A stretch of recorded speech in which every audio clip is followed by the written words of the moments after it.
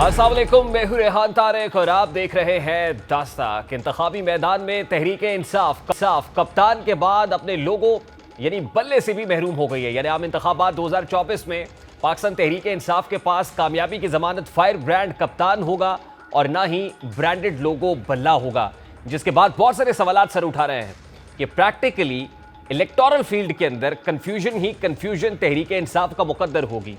जो कॉन्स्टिट्यूएंट्स हैं, वोटर्स हैं, वो कैसे आइडेंटिफाई कर सकेंगे कि कप्तान का उतारा हुआ खिलाड़ी मैदान में कौन है और किस लोगों के साथ है, किस इंतखाबी निशान के साथ है और किस इंतखाबी निशान के ऊपर मोहर लगानी है। क्योंकि इलेक्शन कमीशन ने पाकिस्तान तहरीक इंसाफ के इंट्रा पार्टी इंतखाबात को गैर आईनी करार देते हुए बल्ले का इंतखाबी निशान वापस ले लिया है। फैसले के नतीजे में बैरिस्टर गौहर खान पार्टी के चेयरमैन भी नहीं रहे। इलेक्शन कमीशन ऑफ पाकिस्तान की जानिब से जुमे को पाकिस्तान तहरीक इंसाफ के इंट्रा पार्टी इंतखाबात से मुतालिक दरखास्तों पर महफूज फैसला सुनाया गया। पीटीआई इंट्रा पार्टी इंतखाबात का फैसला member KP justice retired Ikramullah ने तहरीर किया और फैसला 11 सफ़ात पर मुश्तमिल है। इलेक्शन कमीशन के हुक्म पर पीटीआई ने 2 दिसंबर को इंट्रा पार्टी इंतखाबात कराए और पीटीआई के नौमुंतखब चेयरमैन ने इलेक्शन रिकॉर्ड इलेक्शन कमीशन में जमा कराया, लेकिन पॉलिटिकल फाइनेंस विंग ने इलेक्शन रिकॉर्ड पर संगीन एतराज़ात उठाए। फैसले के मुताबिक पीटीआई के 10 जून 2022 के इंट्रा पार्टी इलेक्शंस भी कलअदम करार दिए गए थे। इलेक्शन एक्ट के मुताबिक हर जमात को शफाफ इंट्रा पार्टी इंतखाबात कराने जरूरी हैं। पीटीआई के chief election commissioner Niazullah Niazi पर भी संगीन एतराज़ात उठाए गए। नियाजुल्लाह नियाजी का बतौर चीफ इलेक्शन कमिश्नर तकर्रुर पीटीआई के आइन के आर्टिकल 9 की खिलाफ वर्जी है। उमर अयूब को आइनी तौर पर पार्टी का सेक्रेटरी जनरल तैनात नहीं किया गया। Umar Ayub chief election commissioner Niazullah Niazi की तकर्री करने के मजाज नहीं थे। रिकॉर्ड के मुताबिक पीटीआई के chief election commissioner Jamal Akbar Ansari हैं। जमाल अंसारी का चीफ इलेक्शन कमिश्नर के ओहदे से मुस्ताफी या हटाने का कोई रिकॉर्ड मौजूद नहीं है। तफसीली फैसले में यह भी कहा गया कि पीटीआई आइन के सेक्शन 9 के मुताबिक चीफ इलेक्शन कमिश्नर की ओहदे की मियाद 5 साल है। फेडरल इलेक्शन कमीशन को नेशनल काउंसिल 2/3 अक्सरियत से हटा सकती है। पीटीआई ने तस्लीम किया कि चीफ इलेक्शन कमिश्नर की तकर्री के लिए कानूनी तरीकाकार नहीं अपनाया गया। पीटीआई ने तस्लीम किया कि नेशनल काउंसिल का वजूद ही नहीं था। उमर अयूब को पार्टी की आईनी बॉडी की जानिब से सेक्रेटरी जनरल मुंतखब नहीं किया गया और उमर अयूब का चीफ इलेक्शन कमिश्नर तकर्री का 28 नवंबर 2023 की नोटिफिकेशन की कोई कानूनी हैसियत नहीं है।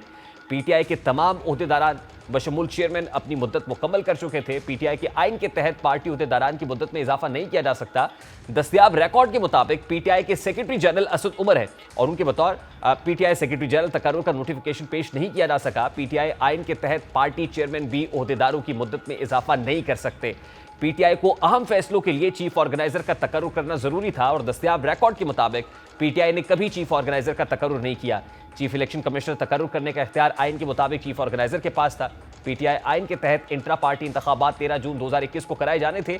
पीटीआई के चीफ इलेक्शन कमिश्नर के तकर्रुर के लिए आइनी तरीकाकार नहीं अपनाया गया।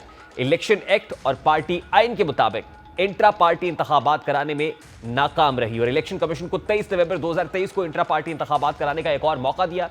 पीटीआई का 4 दिसंबर को जमा कराया गया इंट्रा पार्टी सर्टिफिकेट मुस्तरद किया जाता है और इलेक्शन एक्ट सेक्शन 215 के तहत इंतखाबी निशान के लिए नाअहल करार दिया जाता है। इस फैसले के रद्देअमल में तहरीक इंसाफ के रहनुमा बैरिस्टर गौहर अली खान ने इसको पीटीआई के खिलाफ साजिश करार दिया और इलेक्शन कमीशन के फैसले को हाई कोर्ट में चैलेंज करने का इरादा भी जाहिर किया। बैरिस्टर गौहर खान और शुएब शाहीन ने इस फैसले के बाद मीडिया से बात करते हुए क्या कहा, जरा उसकी झलक रखता है। इलेक्शन कमीशन की डिसीजन को हर फॉर्म में डिसमिस करते हैं और उससे डिसएग्री करते हैं। इस डिसीजन को हम हाई कोर्ट और सुप्रीम कोर्ट सब्जेक्ट टू हमारी final decision by the lawyers वो हम इंशाअल्लाह ताला चैलेंज करेंगे। अकबर इस बाबर ने बैरिस्टर गौहर अली के बयान पर रद्दअमल देते हुए कहा कि अगर ये मामला सुप्रीम कोर्ट तक जाता है तो हम भी सुप्रीम कोर्ट जाएंगे। अब पीटीआई का बल्ले का निशान उनके हमदर्दों, उनके वोटर्स और सपोर्टर्स में बहुत मकबूल है और ख्याल किया जाता है कि अगर ये निशान पार्टी को मिल जाए तो इंतखाबात में वो निस्बतन मजबूत बन के उभरेगी। तहरीक इंसाफ के मरकजी तर्जुमान मौज़म भट्ट ने कहा है कि इलेक्शन कमीशन की जानिब से इंतखाबी निशान वापस लेने के खिलाफ कल पेशावर हाई कोर्ट जाएंगे और केस से मुतालिक पिटीशन तैयार कर लिए। मरकजी तर्जुमान ने कहा है कि कोशिश होगी कि पिटीशन कल ही समाअत के लिए मुकर्रर हो। पिटीशन में इलेक्शन कमीशन का फैसला कलअदम करने की सदा की गई है। अगर पीटीआई को हाई कोर्ट या सुप्रीम कोर्ट से इस ज़मन में कोई रिलीफ नहीं मिलता तो ये इलेक्शन में इंतखाबी निशान से महरूम हो जाएगी और इसके उम्मीदवारों को आज़ाद हैसियत में इलेक्शन कंटेस्ट करना होगा, जिसका मतलब यह है कि हर उम्मीदवार के पास एक मुख्तलिफ इंतखाबी निशान होगा जिससे वोटर्स में कन्फ्यूजन फैलेगी। यानी आम इंतखाबात 2024 के टीम इवेंट के अंदर हर खिलाड़ी सोलो फ्लाइट के साथ कंटेस्ट करेगा, इंडिविजुअल हैसियत में कंटेस्ट करेगा। जहां वोटर्स के लिए आसान चीज़ इंतखाबी निशान याद रखना होता है, वो इस इंतखाबी निशान के बलबूते पर अपने पसंदीदा सियासी जमात को वोट कास्ट करते हैं। पीटीआई अपना बल्ले का निशान वापस लेने में नाकाम रहती है तो इसे कौमी असम्बली और सेनेट में भी खवातीन और अकलियतों की 227 मखसूस नशस्तों पर काफ़ी नुकसान हो सकता है। अगर पीटीआई आम इंतखाबात में अपनी नुमाइंदगी नहीं दिखा पाती तो इसे सेनेट में भी कोई नशस्त नहीं मिलेगी, क्योंकि आइन कहता है कि मखसूस नशस्तें सिर्फ रजिस्टर्ड पार्टीज और एक इंतखाबी निशान पर लड़ने वाली जमातों को अलॉट की जाती हैं। उधर इलेक्शन कमीशन ने सियासी जमातों की ताज़ा फहरिस्त भी जारी कर दी है और इलेक्शन कमीशन की फहरिस्त में कुल 175 सियासी जमातें शामिल हैं और उसके अंदर पाकिस्तान तहरीक इंसाफ नहीं है और बानी पीटीआई का नाम भी सिरे से मौजूद नहीं है।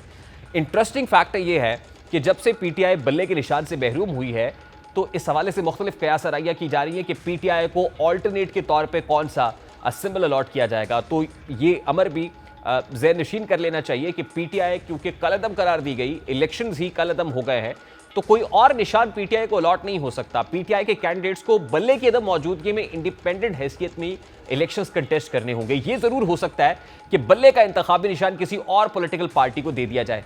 इस हवाले से परवेज़ खटक की पीटीआई पार्लियामेंटेरियन में, क्योंकि परवेज़ खटक है तो परवेज़ खटक साहब ने यह भी कहा है कि उनको बल्ले का निशान ऑफर हुआ था, यानी उनको ये कहा गया कि बल्ले का निशान आप ले लें, पीटीआई पार्लियामेंटेरियन को बल्ले का निशान अलॉट किया जा सकता है। अब ये दावा भी खासा ही हैरान कुन है कि ये बल्ले का निशान आखिर कौन अलॉट कर सकता है। मुल्क में एक ही इदारा है जो इलेक्शन कमीशन ऑफ पाकिस्तान है। क्या इलेक्शन कमीशन ऑफ पाकिस्तान के फोरम से किसी ने परवेज़ खटक से रब्ता किया और इलेक्शन कमीशन ने कहा कि भी हम आपको बल्ले का निशान अलॉट कर देते हैं? जाहिर है ये तो मैंडेट इलेक्शन कमीशन का ही है और अगर ऐसा है तो क्या फिर ये इलेक्शन कमीशन को फेयर प्ले या ट्रांसपेरेंट वे में इलेक्शंस करा सकता है? लेवल प्लेइंग फील्ड जिसका बहुत ज़्यादा मुतालबा किया जाता है, वो लेवल प्लेइंग फील्ड प्रोवाइड किया जा सकता है? ये भी इंतहाई सोचने की बात है। लेकिन इस वक्त सोचने की बात तो तहरीक इंसाफ के लिए इलेक्टोरल फील्ड के अंदर एक प्रोसेस, एक स्टेप मुकम्मल हो गया, अब स्क्रूटनी का प्रोसेस है। एक और दरिया का सामना था मुनीर मुझको, मैं एक दरिया के पार उतरा तो मैंने देखा पाकिस्तान तहरीक इंसाफ के वकील रहनुमा नईम हैदर पिछौता साहब ने हमें ज्वाइन किया है, उन्हीं से इस मामले पर बात कर लेते हैं। नईम हैदर पिछौता साहब, अस्सलाम वालेकुम, बहुत बहुत शुक्रिया आपके वक्त के लिए। सबसे पहले तो ये कहिएगा, क्या ये डिसाइड हो गया कि बल्ले के निशान को कंटेस्ट करने के लिए, यानी इलेक्शन कमीशन ऑफ पाकिस्तान के फैसले को चैलेंज करने के लिए आप पेशावर हाई कोर्ट का दरवाजा खटखटाएंगे?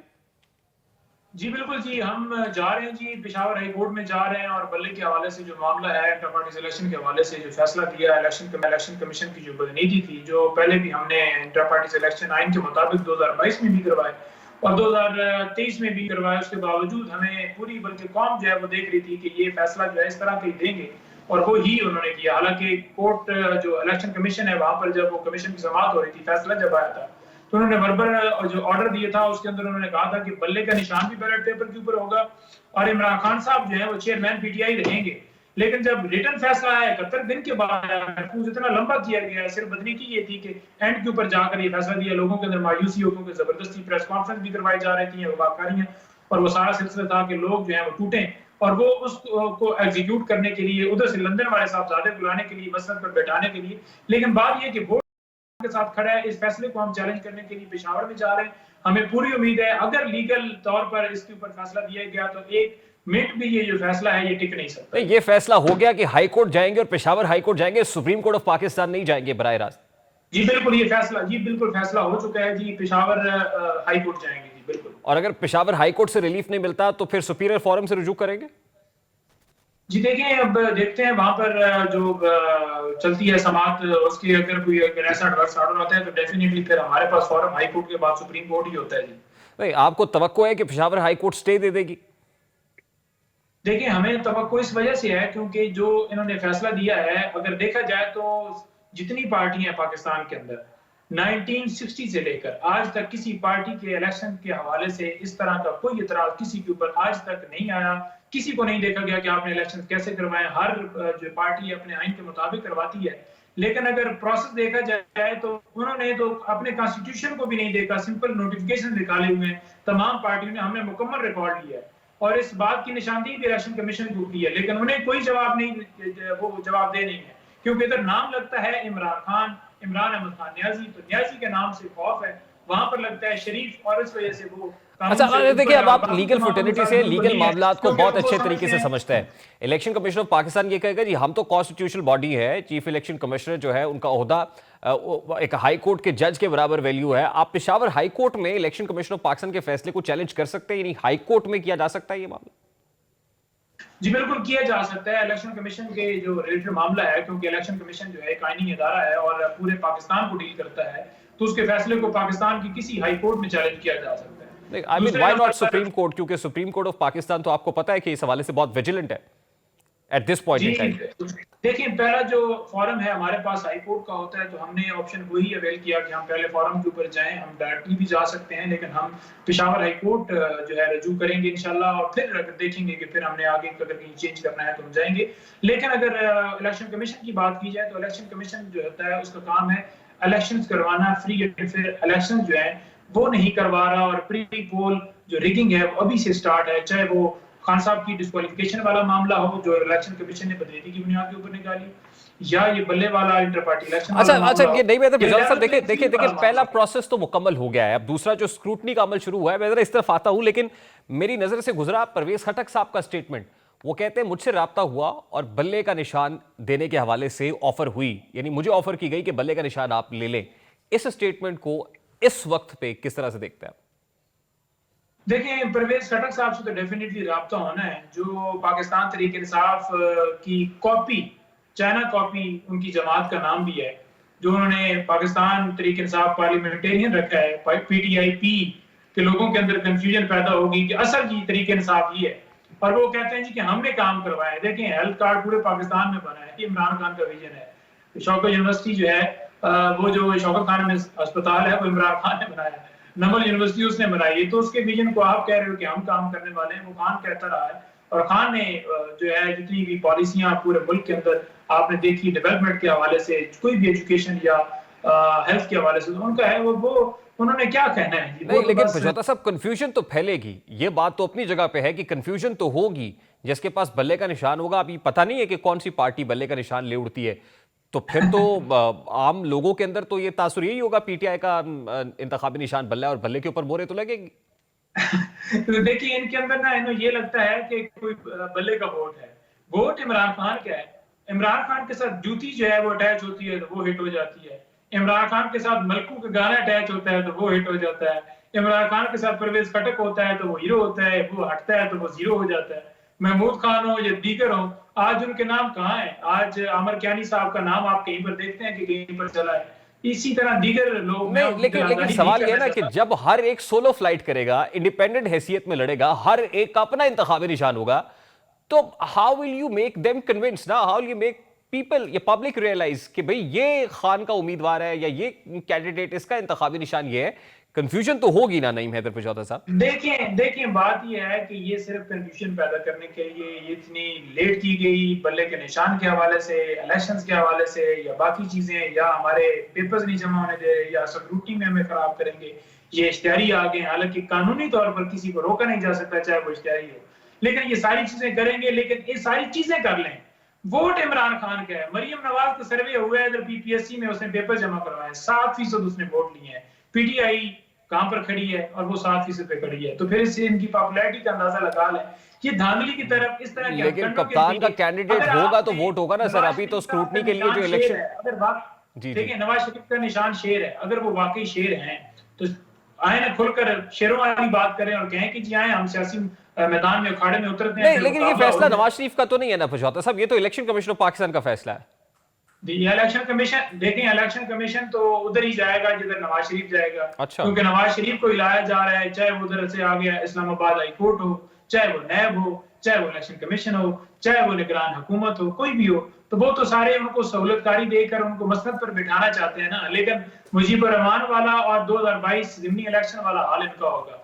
ये जितने मर्जी है उसके ऊपर जो बॉक्स है उसके अंदर, मेरा ख्याल है कि ये तो एग्जाम्पल बिल्कुल आउट ऑफ कॉन्टेक्स्ट है और मुल्क इसका मुताबिल नहीं हो सकता। ये जो 1970 की बात आप कर रहे हैं उसका नतीजा बड़ा बुरा, मेरा ख्याल ये बात नहीं करनी चाहिए। और ना ही जो कप्तान है इस वक्त आपका वो मुजीबुर रहमान है, तो इस हवाले से ये एग्जाम्पल तो बड़ी आउट ऑफ कॉन्टेक्स्ट लगती है। देखिए, नहीं आउट ऑफ कॉन्टेक्स्ट कैसे जाती है? जब लोगों को आप जबरदस्ती करेंगे, उनको ऊपर मुसलत करने के लिए कि वोटों को रोक दें, तो उस वक्त जो लोगों ने वोट दिया उन्होंने बता दिया ना कि 160, बेशक मुजीबर रहमान हमारे मुखालिफ हो, कोई भी हो, किसी अगर काफर की आप एग्जांपल लेते हैं कि वहां पर उस वक्त जुल्म जबर किया गया और ये चाहा गया कि भुट्टो जीते और सारी उस वक्त की ताकतें सारी लगी हुई थी, लेकिन उसके बावजूद आवाम की ताकत ने रिजल्ट दिया। 2022 के अंदर भी आपने देखा कि 20 सीटें थी, 15 सीटें पाकिस्तान तहरीक इंसाफ ने ली, तो उससे रिजल्ट आ गया। हालांकि उस वक्त भी इमरान खान की हुकूमत जो है उस साइफर के बदले में हटाई जा चुकी थी, उसके बावजूद आपके सामने रिजल्ट है। इसी तरह ये इस वक्त भी देखते हैं, और अगर इनको ये नजर ना आ रहा होता ना कि अवाम वाकई हैवी है, तो ये फिर इत्तेहादियों की तरफ है तो इधर भागते नहीं, मिनते मुनते ना करते, पाकिस्तान तहरीक इंसाफ के ऊपर क्रैकडाउन ना करवाते, प्रेस कॉन्फ्रेंस ना करवाते। ये तो पीछे से सहूलतकार बने हुए हैं, ये तो कुछ। और देखिए ना, वो कहते हैं कि एक और दरिया का सामना था मुनीर मुझको, मैं एक दरिया के पार उतरा तो मैंने देखा। पिंजौता साहब, अभी तो पहला प्रोसेस मुकम्मल हुआ है, पहला स्टेप निकला है, अब नेक्स्ट स्टेप स्क्रूटनी का है। अब स्क्रूटनी के हवाले से इलेक्शन कमीशन ऑफ पाकिस्तान ने जो मरासला इशू किया और जितने इदारे स्क्रूटनी कर रहे हैं, आपको लगता है आपके कैंडिडेट उस स्क्रूटनी के प्रोसेस को सक्सेसफुली अचीव, मतलब उससे गुजर जाएंगे, उसमें कामयाब होंगे? देखिए बिल्कुल होंगे जी, बिल्कुल होंगे। किसी सूरत जो है वो हमें इस हवाले से जो है वो कोई मसला नहीं है। उसकी रीजन ये है, अगर कानूनी, देखिए इलेक्शन कमीशन ने या जो इनके जो एग्जेक्टिव्स हैं, जो एग्जेक्टिव से लिए गए आरओ डीआरओ वगैरह, उन्होंने तो पूरी धांधली करनी है ना। वो तो पानी छोड़ रहे हैं, 3 एमपी के ऑर्डर जारी कर रहे हैं, वो तो लोगों को अगवा कर रहे हैं, प्रेस कॉन्फ्रेंस करवा रहे हैं, उन्होंने तो ये करना है। वो तो ये भी कहेंगे कि अश्कारी जो है वो पेपर जमा नहीं करवा सकते।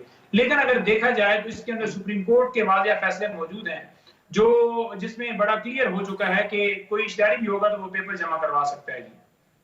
अच्छा, लास्टली पिंजौता साहब, ये बानी पीटीआई के हवाले से, उनकी अहली के हवाले से, मतलब अभी तो वो नाअहल है, सुप्रीम कोर्ट ऑफ पाकिस्तान से रुजू करने का कहा, इस्लामाबाद हाई कोर्ट के फैसले को चैलेंज, उसमें भी कोई पेशरफ्त होती हुई देख रहे हैं आप? लास्टली एंड वेरी क्विकली बता दीजिएगा।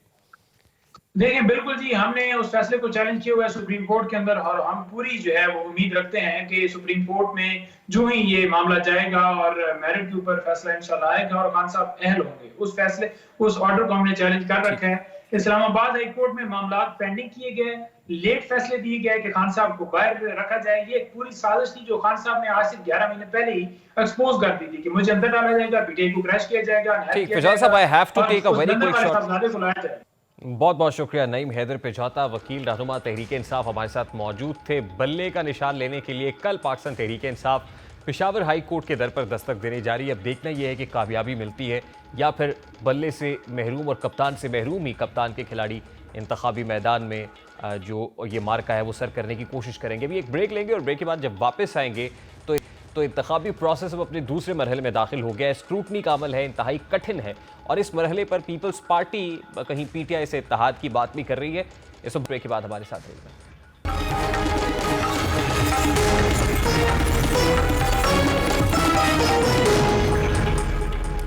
सीना जोरी, छीना झपटी, पकड़ धकड़ पर मुश्तमिल सियासी हंगामा खेजी अब अपने दूसरे मरहले में दाखिल हो गई है। जो रिटर्निंग अफसर के यहाँ पहुंच सका तो सुख का सांस लिया, मगर जो पुरखार रास्ता अबूरी न कर सका वो उखड़ती सांसों और थकान भरा मायूस चेहरा लिए उल्टे पांव वापस लौट गया। उम्मीदवार कागजात नामजदगी जमा कराने के पहले मरहले में जो कुछ कर सकते थे वो कर चुके, मगर अब जो करना है वो इलेक्शन कमीशन को करना है। कौन इंतखाब लड़ेगा और कौन पहले ही मरहले में नॉकआउट हो जाएगा, ये फैसला इलेक्शन कमीशन के हाथ में है। इलेक्शन कमीशन ने कागजात नामजदगी की जांच पड़ताल के लिए ऑनलाइन सहूलत मरकज इलेक्शन कमीशन दफ्तर में कायम किया है और नादरा, नैब, FIA, FBR सहूलत मरकज की मुआवनत कर रहे हैं। रिटर्निंग अफसरान की जानिब से मौसूल शुदा उम्मीदवारान के कवायफ ज़रूरी कार्रवाई के लिए इन इदारों को भिजवाए जा रहे हैं। इलेक्शन कमीशन ने secretary power division, secretary petroleum division, secretary national telecommunication division, secretary housing and works division और चारों चीफ सेक्रेटरीज और चेयरमैन CDA को भी तहरीरी तौर पर मुतला किया है कि वो रिटर्निंग अफसरान से उम्मीदवारान की फहरिस्तें हासिल करें। इस पर प्रोसेस से कानून से छपने वाले जो मुल्ज़िमान हैं उनके कागजात भी मुस्तरद होने का इम्कान है और फिर तहरीक इंसाफ के लिए मुश्किलात मज़ीद बढ़ने की इम्कानात भी मौजूद हैं, क्योंकि इसके नतीजे में 9 मई के वाक़े के बाद से दर्जनों PTI के रूपोश रहनुमाओं के कागजात मुस्तरद हो सकते हैं। इलेक्शन लड़ने वाले उम्मीदवारों की नैब स्क्रूटनी में नवाज शरीफ, मरियम नवाज समेत नून लीग के तमाम उम्मीदवार क्लियर करार दे दिए गए हैं। अगर बात की जाए कि सियासत के बड़ों में से कौन किससे लड़ेगा, यानी किसका मुकाबला होने जा रहा है, तो नवाज शरीफ ने लाहौर के हल्का NA 130 से कागजात नामजदगी जमा कराए हैं। उनका मुकाबला PTI की यास्मीन राशिद से होगा। आजम सवाती ने मुस्लिम लीग नून के कायद नवाज शरीफ के मुकाबले में हल्का NA 15 मानसेरा से कागजात नामजदगी जमा करा दिए। सदर मुस्लिम लीग नून शहबाज शरीफ कराची, कसूर और लाहौर से कौमी असम्बली के लिए मैदान में उतरेंगे। पीटीआई के बानी की इलेक्शन लड़ने की अहलियत अभी तक हवा में मुअल्लक है, तहम उनके कागजात नामजदगी मियाँ वाली के हल्का NA89 से जमा करा दिए गए हैं, जबकि NA122 से बानी पीटीआई के नुमाइंदे ने उनके लिए कागजात नामजदगी जमा कराए हैं। NA122 लाहौर पर ख्वाजा साद रफीक से बानी पीटीआई का मुकाबला मुमकिन है, जबकि पीटीआई के लतीफ़ खोसा NA127 लाहौर से आम इंतखाबात के मैदान में उतरेंगे। सलमान अकरम राजा और शफकत महमूद ने NA128, जबकि हमाद अजहर ने NA129 और PP 171 से कागजात जमा करा दिए। बिलावल भुट्टो का जो NA128 लाहौर पर मुस्लिम लीग नून की शाइस्ता परवेज से मुकाबला मुतवक्के है। Chairman peoples party NA149 Larkana से भी इलेक्शंस कंटेस्ट करेंगे। NA119 लाहौर पर मरियम नवाज और IPP की अब्दुल अलीम खान मद्दे मुकाबिल होंगे। पंजाब असम्बली की नशिस्त PP 80 सरगोदा पर मरियम नवाज के मुकाबले पर पीटीआई के नईम पंजौता ने कागजात नामजदगी जमा कराए हैं। NA118 लाहौर पर हमजा शहबाज और अब्दुल अलीम खान एक दूसरे के मुकाबिल हैं। IPP के जहांगीर खान तरीन मुल्तान और लोधरा से कौमी असम्बली का इलेक्शन लड़ेंगे। शाह महमूद कुरैशी मुल्तान से कौमी असम्बली की 2 नशिस्तों NA150 और 151 के उम्मीदवार हैं, जबकि मखदूम जावेद हाशमी ने भी NA150 से कागजात नामजदगी जमा कराए और यूसुफ रजा गिलानी ने NA148 से इलेक्शंस कंटेस्ट करने के लिए कागजात जमा करा दिया। और मुस्लिम लीग नून के रहनुमा अता तारण ने लाहौर के 2 कौमी असम्बली के हलकों में कागजात जमा कराए, जिसमें NA119 और NA117 शामिल हैं। सरबरा JUI मौलाना फजलुर रहमान NA44 डेरा इस्माइल खान से इलेक्शन में हिस्सा लेंगे। MKM पाकिस्तान के रहनुमा खालिद मकबूल सिद्दीकी कराची से कौमी असम्बली के 3 हलकों NA248, 249 और 250 से आम इंतखाबात के लिए मैदान में उतरेंगे। कासिम सूरी ने NA263 से और फिरदौस शमीम नकवी ने NA248 से कागजात नामजदगी जमा करा दी। इसी तरह KP के साबिक वज़ीर आला महमूद खान ने सवात की 3 कौमी नशस्तों NA2, NA3, NA4 और सूबाई हल्के PK 10 से कागजात जमा कराए। और मुस्लिम लीग नून के सूबाई सदर अमीर मकाम ने आज शांगला के हल्के NA11 और सूबाई हल्के PK 30 से इंतखाबात में हिस्सा लेने के लिए नॉमिनेशन पेपर्स सबमिट करा दिए हैं। यानी अब ये प्रोसेस अपने सेकेंड फेज़ में दाखिल हो गया है। सेकेंड फेज़ कितना तगड़ा हो सकता है, और ये जो स्क्रूटनी है जिसके अंदर मुख्तलिफ इदारों से इलेक्शन कमीशन ऑफ पाकिस्तान ने दरखास्त की है कि वो प्रोसेस करें डॉक्यूमेंट्स, इस पर बात करेंगे। इलेक्शन एक्सपर्ट और साबिक सरबराह फैफन सर्वर बारी साहब ने भी ज्वाइन किया है। अस्सलाम वालेकुम बारी साहब, बहुत बहुत शुक्रिया आपके वक्त के लिए। बारी साहब, सबसे पहले तो आपका quick analysis of the first phase के जिसके अंदर नॉमिनेशन पेपर्स फाइल करने थे कैंडिडेट्स को, वो प्रोसेस तो मुकम्मल हो गया है, 2 रोज का इजाफी वक्त दिया गया था। अगला जो प्रोसेस है वो स्क्रूटनी का है, और स्क्रूटनी के प्रोसेस के लिए जो इलेक्शन कमीशन ऑफ पाकिस्तान ने मरासला इशू किया और जो एलाइड जो इंस्टीट्यूशंस है, इदारे हैं जो इलेक्शन कमीशन ऑफ पाकिस्तान की मुआवनत करेंगे, आप क्या देख रहे हैं? क्या इससे कड़ा, इससे कठिन स्क्रूटनी आज से पहले भी हुई है या फर्स्ट टाइम हो रही है? देखिए, अभी तो कहना कबल वक्त होगा, लेकिन अगर माजी कोई इंडिकेटर है जो अभी हाल ही में हुआ है, जिस तरह कागजात नामजदगी जमा नहीं करवाने दिए गए कुछ लोगों को, तो मुझे खदशा ये है, अंदेशा ये है कि अगर वही माइंडसेट रहा इलेक्शन कमीशन का और केयर टेकर हुकूमत का, तो स्क्रूटनी का मामला भी जो है वो साफ और शफाफ और न्यूट्रल नहीं होगा, क्योंकि बहुत सारे लोग जो हैं उन्होंने आजाद उम्मीदवार के तौर पर कागजात नामजदगी जमा करवाए हैं, और ये तादाद पिछले इलेक्शन की निस्बत बहुत ज्यादा है। और इसलिए मुझे ये लगता है कि एजेंसीज की मदद शायद ली जाए और उनकी मदद के जरिए ये आइडेंटिफाई किया जाए कि ये आजाद उम्मीदवार किस पार्टी से इसका तल्लुक हो सकता है, और अगर कोई नापसंदीदा पार्टी से उसका तल्लुक है तो हो सकता है उनकी नहीं। लेकिन एक प्रॉब्लम और भी तो है ना बारी साहब, वो ये है कि 9 मई के बहुत सारे ऐसे लोग हैं कि जो ऑलरेडी हवालात के अंदर है, उन्होंने भी नॉमिनेशन पेपर्स सबमिट कराए हैं, तो उनके नॉमिनेशन पेपर्स पे तो कभी इम्कानात है कि रिजेक्शन का सामना ही होगा। देखिए, वो कानून के मुताबिक उनको नहीं रोका जा सकता इलेक्शन लड़ने से, क्योंकि वो कभी कन्विक्ट नहीं है, अगर वो सजा याफ्ता नहीं है। इसलिए पाकिस्तान का कानून और पाकिस्तान का आइन और इलेक्शन एक्ट के मुताबिक उनके कागजात नामजदगी ना सिर्फ मौसूल किए जा सकते हैं, बल्कि वो इलेक्शन लड़ने के अहल हैं, और माजी में ये बहुत दफा हो चुका है।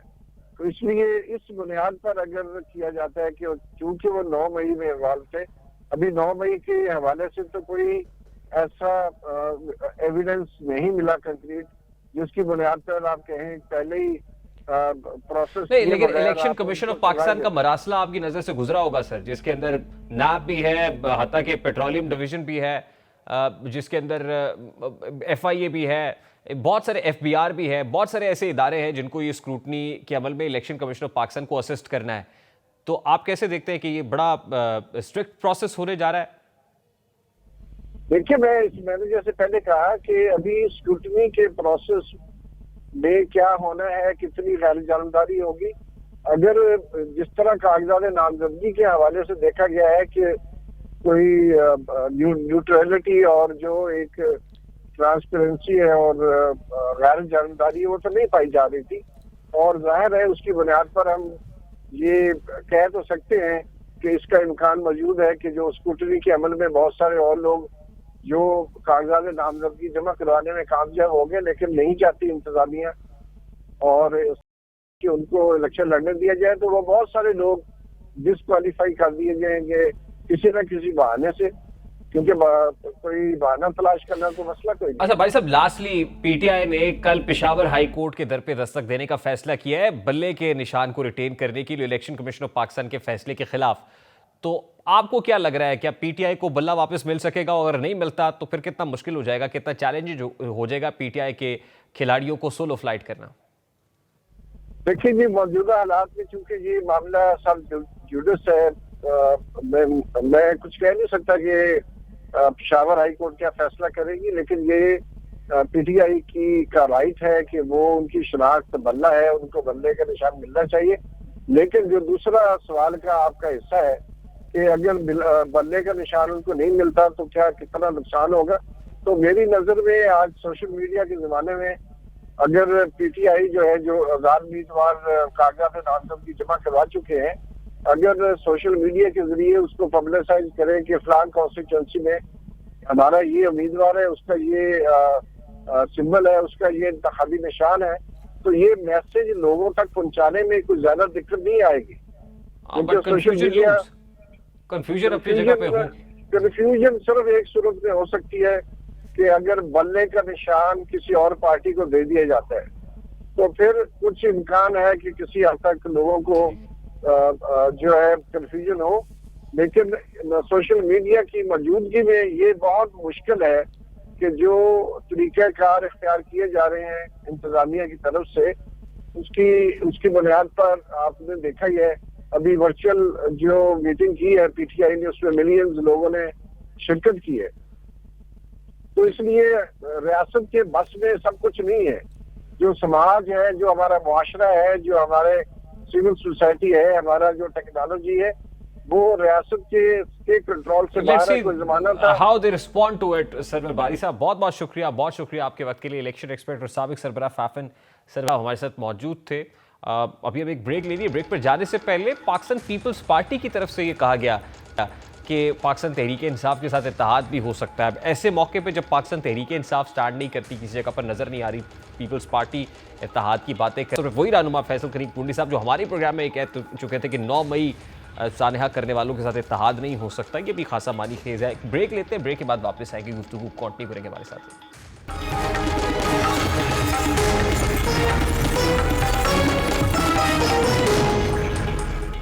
गैर मुल्की मीडिया के मुताबिक भारत में भी आइंदा साल पार्लिमानी इंतखाबात होने जा रहे हैं और इलेक्शंस करीब आते ही मोदी सरकार के मुसलमान मुखालिफ ओछे हथकंडे भी शुरू हो गए हैं और बाबरी मस्जिद की जगह राम मंदिर की तामीर को हरबे के तौर पर इस्तेमाल किया जा रहा है। मोदी सरकार ने बीजेपी वोटर से किए गए मुस्लिम दुश्मन वादे के तहत बाबरी मस्जिद के मकाम पर मंदिर की तामीर मुकम्मल कर ली है। जनवरी को मोदी सरकार की अयोध्या के जो 22 जनवरी को वो खासतौर पर अयोध्या शुमाली कस्बे में राम मंदिर की तामीर का इफ्तिताह करने की तैयारियां भी उरूज पर है और इस मकाम पर राम मंदिर की तामीर मोदी की हिंदू कौम परस्त हुक्मरान जमात बीजेपी का 3 दहाई अरसे से इंतखाबी मुहिम का मरकजी मौजू रहा है।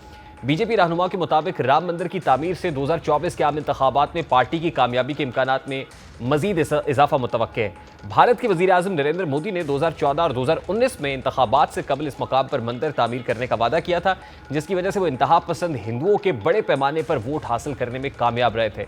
भारत की अक्सरियती हिंदू आबादी का अब ये ख्याल है कि ये जगह भगवान राम की जाए पैदाइश है और मुग़ल दौर में मुसलमानों ने इस मकाम पर एक मंदिर को मिस्मार करके 1528 में बाबरी मस्जिद की तामीर की थी। दिसंबर 1992 को हिंदू बलवाइयों ने 6 अयोध्या में बाबरी मस्जिद को शहीद किया था और जिसके बाद पूरे भारत में दंगे होना शुरू हो गए थे। हिंदू मुस्लिम फसादात में तकरीबन 2000 अफराद जान से हाथ धो बैठे थे, जिनमें से ज़्यादा मुसलमान थे। इन फसादात को तकसीम हिंद के बाद होने वाले सबसे बड़े फसादात कहा गया था। इसी वाक़े के बाद इस वक्त के इंडिया के सदर शंकर दयाल शर्मा ने रियासत उत्तर प्रदेश की असम्बली को बर्खास्त करते हुए रियासत का इंतजाम अपने हाथ में ले लिया था और फिर 1993 में एक सदारती हुक्म के तहत के इर्द गिर्द ज़मीन का 67.7 एकड़ रकबा वफाकी हुकूमत ने अपने इख्तियार में ले लिया था। और इसके बाद बाबरी मस्जिद के वाक़े की तफ्तीश के लिए कमीशन कायम किया गया, जिसमें बीजेपी और फिर शोधा हिंदू परस्तों ने कई रहनुमाओं समेत 68 अफराद को इसका जिम्मेदार ठहराया और हिंदू और मुस्लिम ग्रुप इस जगह की मिल्कियत के हवाले से अदालतों के चक्कर भी लगाते रहे।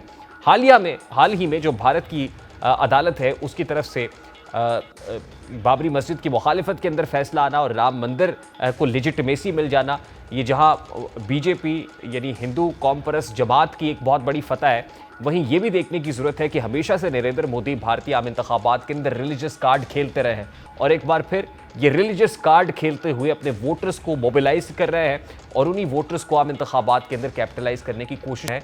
लेकिन ये मोदी के डेमोक्रेटिक सबसे बड़ी जमहूरियत और जमहूरी मुल्क होने के दावों की कलई भी खोल देता है। प्रोग्राम का वक्त अपने इख्तिताम को पहुंचे। आपसे मुलाकात होगी इंशाअल्लाह कल। अपना रखिए ख्याल। अल्लाह हाफ़िज़।